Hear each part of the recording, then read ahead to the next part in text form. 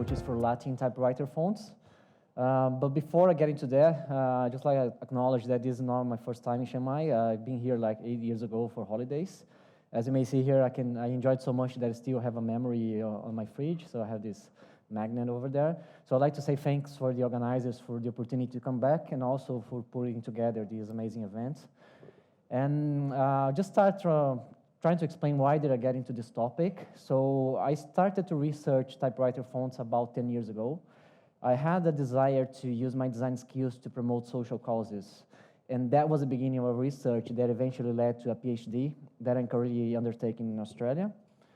The field of study is the Brazilian military dictatorship. I didn't know much about it, so I decided to research things related to communications. And then things, for instance, that are quite taken for granted is that after 4 years of the regime, they created a law that officializes censorship. So they dissolved the Congress as well, so another big thing. And from that point onwards, the press couldn't even talk to the readers that are being under censorship. And according to researchers, this is the estimate of censored content during the dictatorship. It's just an estimate because the numbers are increasing as new researchers are digging into the field. And those numbers are based on the documents that we have in the National Archives in Brazil. There they hold all the documents related to censorship. And since 2005, the access of these archives is open to the public, so that's how I got access to it as well. And for instance, these are the files for movies that have been under censorial activities. And here we have an example of a case study file for a book. So you can see the book jacket on the left and all those papers, all those sort of documents related to that. But I'm looking specifically the censorial report, which is always, doesn't matter what is the content, the censor will have to go to the material and at the end say if it was approved or not. So that's pretty much what is document it is about.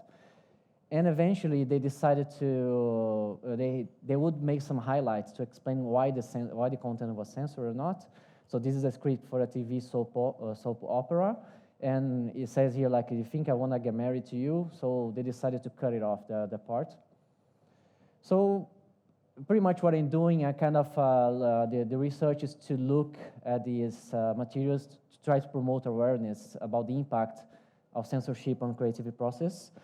This is the National Archive in Brazil. I've been there for pretty much like a month so far, counting all the times that I've been there, working kind of 10 to 11 hours a day doing this thing.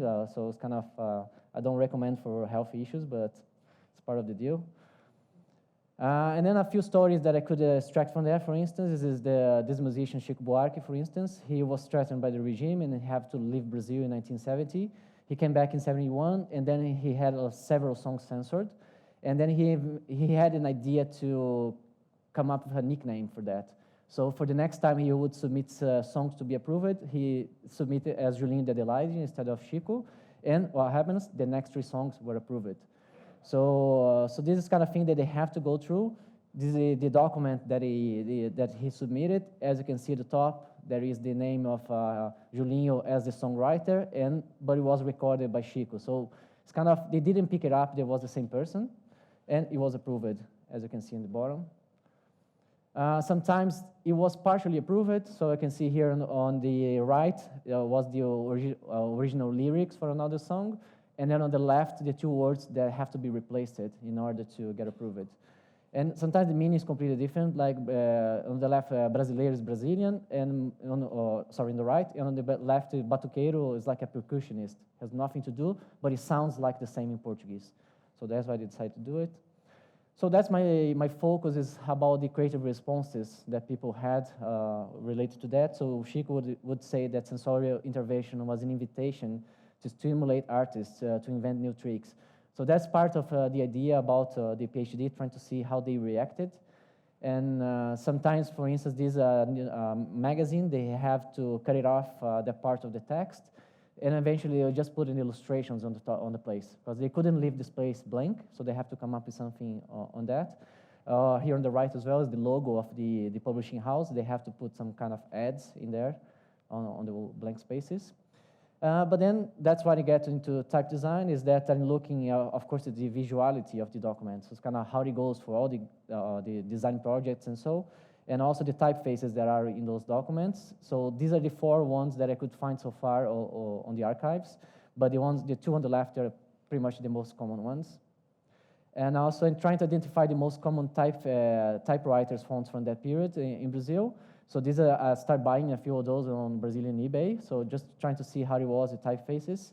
And the problem is that the typefaces, they are not the same among the same model. You can find the same model with different typefaces. So I was trying to identify, but it was a nightmare. I gave up on that. And it comes to typewriter fonts, which is the topic that I'm talking about today. I'm not going to go talk anything related to history. If you want to, even have about Thai typewriters. On the left, you can watch on YouTube. There was a talk from BITS in 2015. I just watched it, but I didn't understand anything, of course, but it looks interesting, so please have a look in there. And if you want to know more about typewriter fonts, Latin typewriter fonts, have a look at this talk online as well, the ATPI 2018 by Maria Ramos, yes.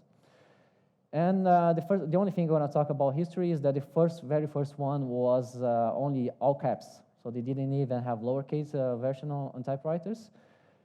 And eventually, nowadays, we, of course, have all this sort of different styles, even like dotted one, as you can see right in the middle. What I'm trying to identify with the research is what is a typewriter typeface? Because like there's been an ongoing discussion about it. So is it by being monospaced? Or is it being by fixed size? Or is it being for having a particular aesthetic? So this is the sort of thing that I'm looking at.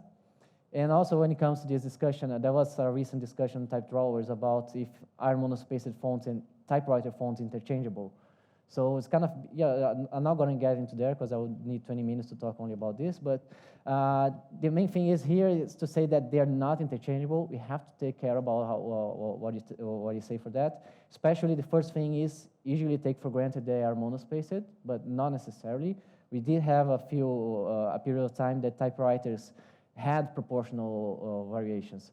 So just to see how this is not that, even early, like 1932, Dwiggins did a study for doing proportional type.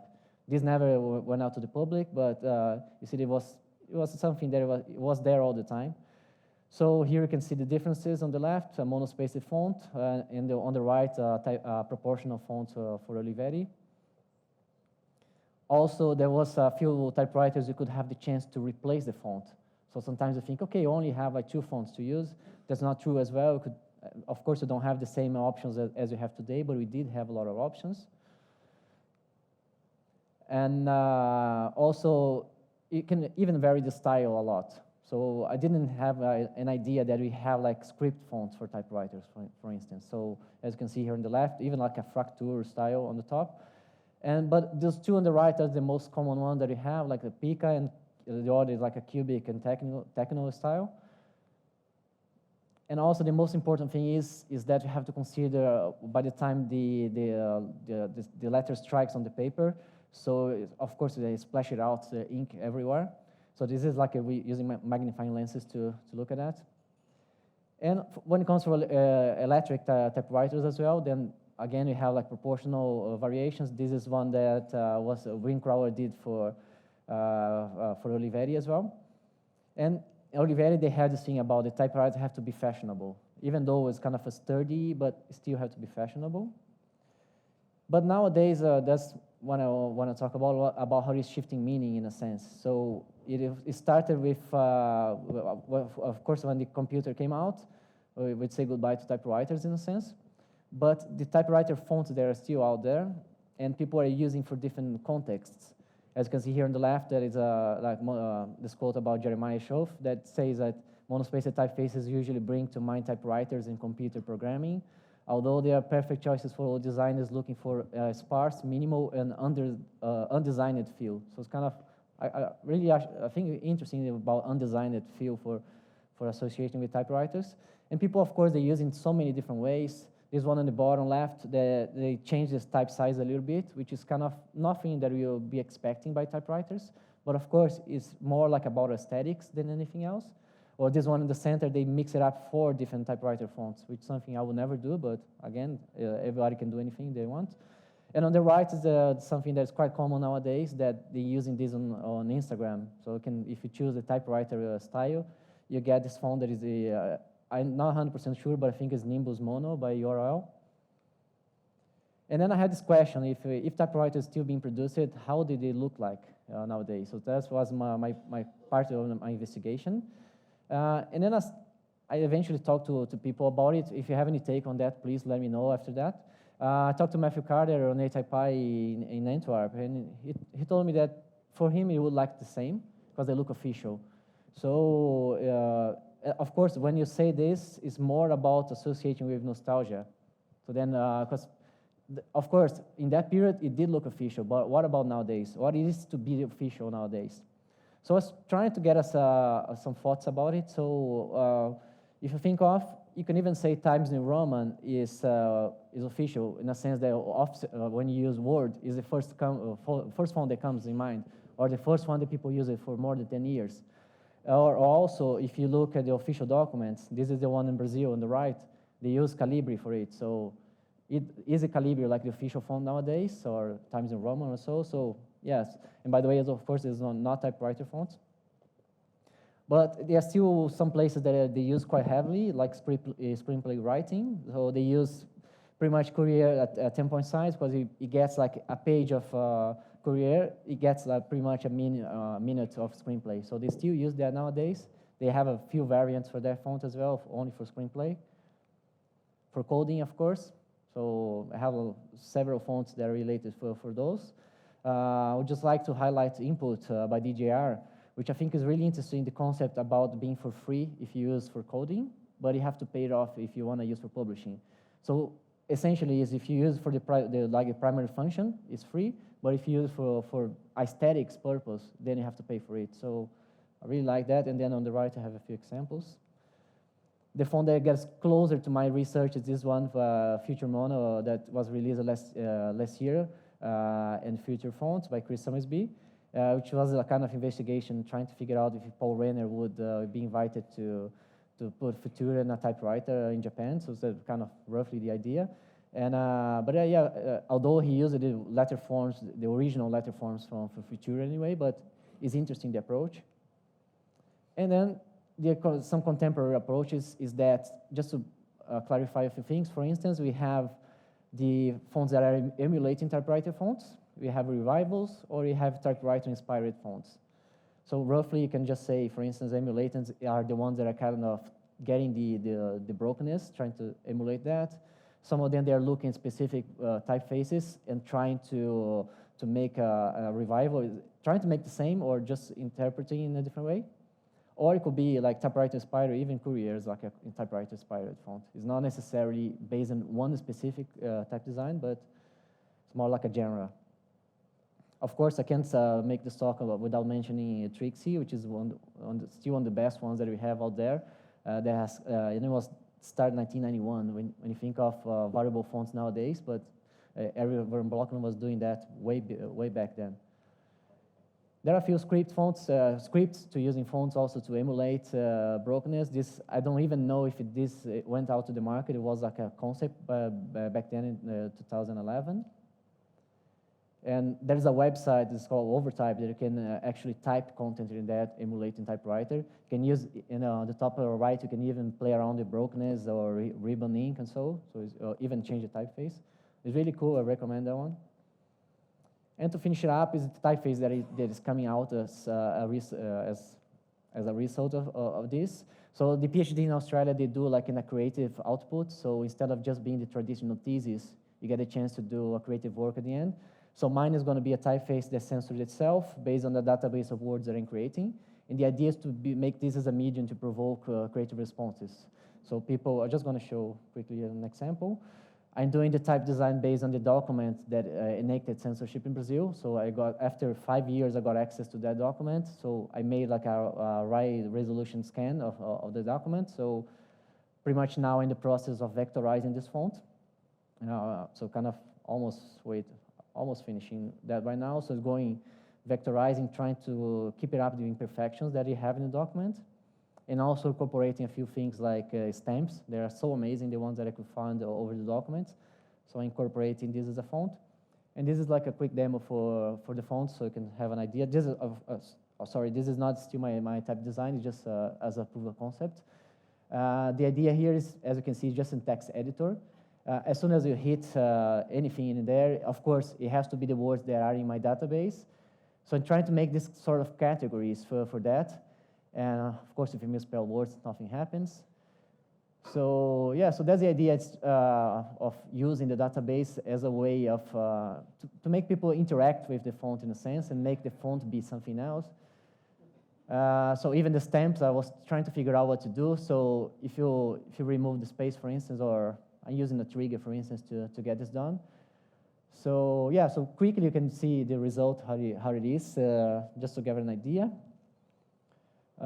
Before I finish, I'll just show there is, if you want to follow the results, I'm finishing the research by the end of next year. So I'm still in the process of doing the creative work.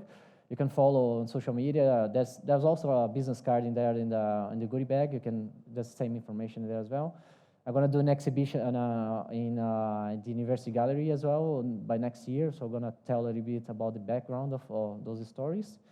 To finish it up, I just quickly show on Twitter some live demo. What could possibly go wrong, right? So just to show, I'm using the font changer